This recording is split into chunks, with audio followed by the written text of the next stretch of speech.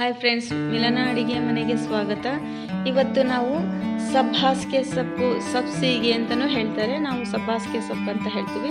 ಇದರ ಒಂದು ಮಸಾಲ ಪಡ್ಡನ್ನು ಮಾಡೋಣ. ಎಷ್ಟು ಸ್ಮೂತ್ ಆಗಿದೆ ನೋಡಿ, ತುಂಬ ಟೇಸ್ಟಿಯಾಗಿರುತ್ತೆ. ಬಾಯಲ್ಲೇ ಇಟ್ಕೊಂಡ್ರೆ ಕರಗಬೇಕು, ಆ ರೀತಿ ಇರುತ್ತೆ. ನಮ್ಮ ಮಿಲನ ಚಾನಲನ್ನು ಸಬ್ಸ್ಕ್ರೈಬ್ ಮಾಡ್ಕೊಳ್ಳಿ, ಬೆಲ್ಲೈಕನ್ನು ಒತ್ತಿ, ಹೆಚ್ಚು ಶೇರ್ ಮಾಡಿ, ಲೈಕ್ ಮಾಡಿ. ಈ ಒಂದು ಪಡ್ಡಿಗೆ ಕಾಂಬಿನೇಷನ್ ಅಂತ ಹೇಳಿದ್ರೆ ಬೇಳೆ ಚಟ್ನಿ ತುಂಬಾ ಚೆನ್ನಾಗಿರುತ್ತೆ, ಟೇಸ್ಟಿಯಾಗಿರುತ್ತೆ. ನಾನು ಇಲ್ಲಿ ಹಸಿಮೆಣಸಿನ್ಕಾಯಿ ಯೂಸ್ ಮಾಡಿದ್ದೀನಿ. ಈ ಒಂದು ಮಸಾಲ ಹಿಟ್ಟಿಗೆ ನಾವು 2 ಈರುಳ್ಳಿ, 4 ಮೆಣಸಿನ್ಕಾಯಿ, 1 ಸ್ಪೂನು ಶುಂಠಿ ಬೆಳ್ಳುಳ್ಳಿ ಪೇಸ್ಟು, ರುಚಿಗೆ ತಕ್ಕಷ್ಟು ಉಪ್ಪು, ಸಬ್ಬಾಸಿಗೆ ಸೊಪ್ಪನ್ನು ತೊಳೆದ್ಬಿಟ್ಟು ಸಣ್ಣಗೆ ಕೊತ್ತಂಬರಿ ಅದನ್ನು ಕಟ್ ಮಾಡಿಕೊಂಡು ಈ ಒಂದು ಹಿಟ್ಟಿಗೆ ನಾನು ಇಲ್ಲಿ ಮಿಕ್ಸ್ ಮಾಡಿದ್ದೀನಿ. ತೀರಾ ತೆಳುಗೂ ಇರಬಾರ್ದು, ತೀರಾ ದಪ್ಪನೂ ಇರಕೂಡದು. ಮೀಡಿಯಂ ಸೈಜಲ್ಲಿ ನಾವು ಒಂದು ಹದಕ್ಕೆ ಹಿಟ್ಟನ್ನು ಕಲಿಸ್ಕೋಬೇಕು.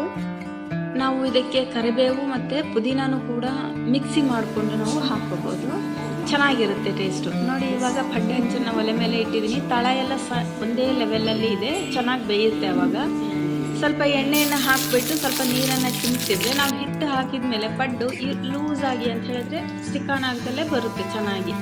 ನೋಡಿ, ಈಗ ಎಲ್ಲ ಬೌಲಿಗೂ ಕೂಡ ನಾವು ಈಗ ರೆಡಿ ಮಾಡ್ಕೊಂಡಿರೋ ಹಿಟ್ಟನ್ನು ಹಾಕೋಣ.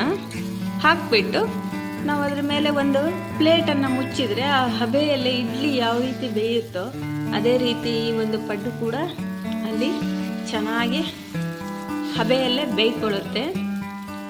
ನೋಡಿ, ಇವಾಗ ಎಲ್ಲ ಎಷ್ಟು ಚೆನ್ನಾಗಿ ಕಾಣ್ತಾ ಇದೆ ಅಲ್ವಾ? ಓಕೆ, ಈಗ ಅದನ್ನು ಒಲೆ ಮೇಲೆ ಸ್ವಲ್ಪ ಎಣ್ಣೆಯನ್ನು ಹಾಕಿಬಿಟ್ಟು ನಾವು ಅದನ್ನು ಒಂದು ಮುಚ್ಚಳವನ್ನು ಮುಚ್ಚೋಣ. ಈಗ ಚೆನ್ನಾಗಿ ಹಬೆಯಲ್ಲಿ ಬೆಂದಿದೆ. ಇವಾಗ ನೋಡಿ, ಅದ್ರ ಮೇಲೆ ಸ್ವಲ್ಪ ಎಣ್ಣೆಯನ್ನು ಹಾಕಿಬಿಟ್ಟು ಈಗ ನಾವು ಸ್ಪೂನಲ್ಲಿಂದ ಹೀಗೆ ಸುತ್ತ ಹೀಗೆ ತಿರುಗಿಸ್ಕೊಂಡು ತೆಗಿತಾ ಹೋದರೆ ಈಸಿಯಾಗಿ ಬರ್ತಾ ಹೋಗುತ್ತೆ. ನೋಡಿ, ನಮ್ಮ ಒಂದು ಸಬ್ಬಾಸಿಗೆ ಸೊಪ್ಪಿನ ಪಡ್ಡು ರೆಡಿಯಾಗಿದೆ. ನೋಡಿ, ಎಷ್ಟು ಸ್ಮೂತಾಗಿ ಬರ್ತಾ ಇದೆ. ನೋಡಲಿಕ್ಕೆ ಆ ಕಲರ್ ಗೋಲ್ಡನ್ ಕಲರು ಎಷ್ಟು ಚೆನ್ನಾಗಿ ಕಾಣ್ತಾ ಇದೆ ಅಲ್ವಾ?